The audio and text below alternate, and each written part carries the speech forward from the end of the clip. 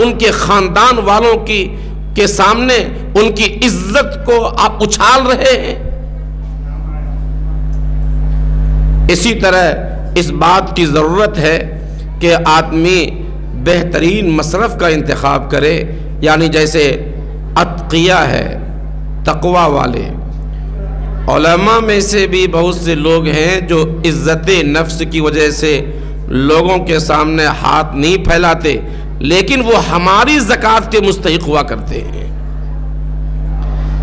لوگ ڈھونڈتے ہیں چاروں طرف غریبوں کو، آپ کے محلے میں آپ کا مؤذن، آپ کے محلے میں آپ کا امام، آپ کے محلے میں آپ کے مسجد کے خدمتگار، ان کو آپ کہیے، ان کو آپ دیکھیے، اگر وہ زکوٰۃ کے مستحق ہیں تو آپ کی زکوٰۃ کے اولین وہ آپ کے مستحق نکلیں گے۔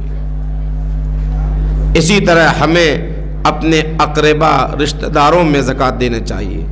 ہمارے بھائی بہن، ہمارے جو رشتہ دار ہیں، صرف باپ دادا پردادا یا نیچے کے لوگوں کو نہیں دے سکتے، لیکن بھائی کو بہن کو وہاں آپ کو دوگنا گویا کہ آپ کو ثواب ملے گا ان لوگوں کو زکوٰۃ کے ادا کرنے سے۔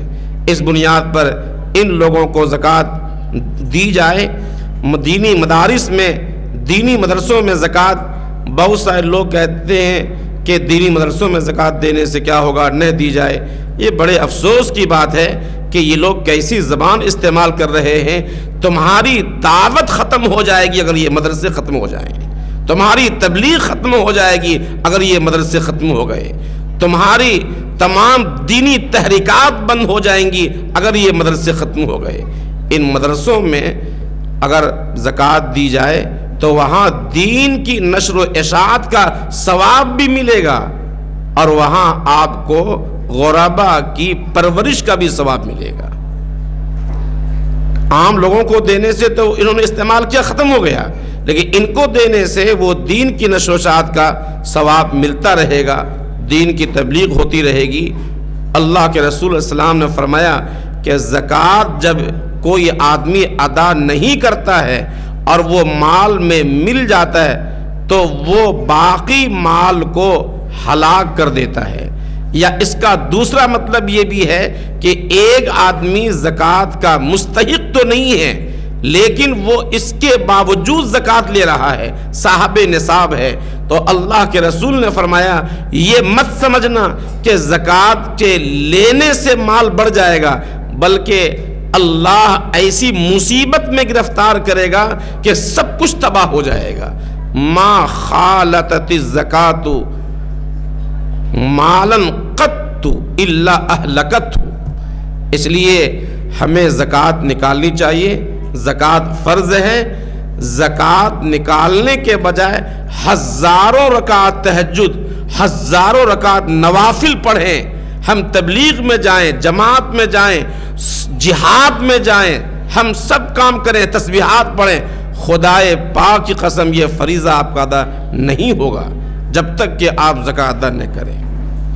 اللہ تعالی ہم سب کو زکوٰۃ شرعی اصول کے مطابق ادا کرنے کی توفیق عطا فرمائے۔ وآخر دعوانا الحمد للہ رب العالمین۔ اللہم صلی علی سیدنا محمد وعلی آل سیدنا محمد بارک وسلم۔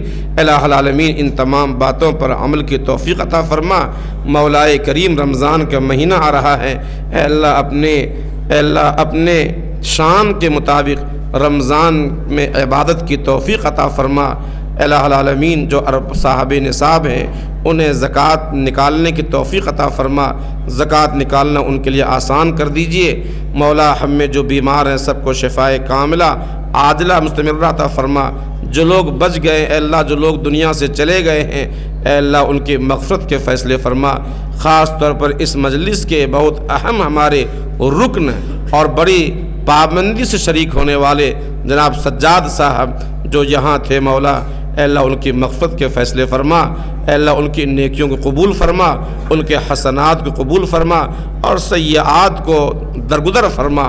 ربنا تقبل منا انک انت السمیع العلیم وتب علینا یا مولانا انک انت التواب الرحیم برحمتک یا ارحم الراحمین والحمد للہ رب العالمین۔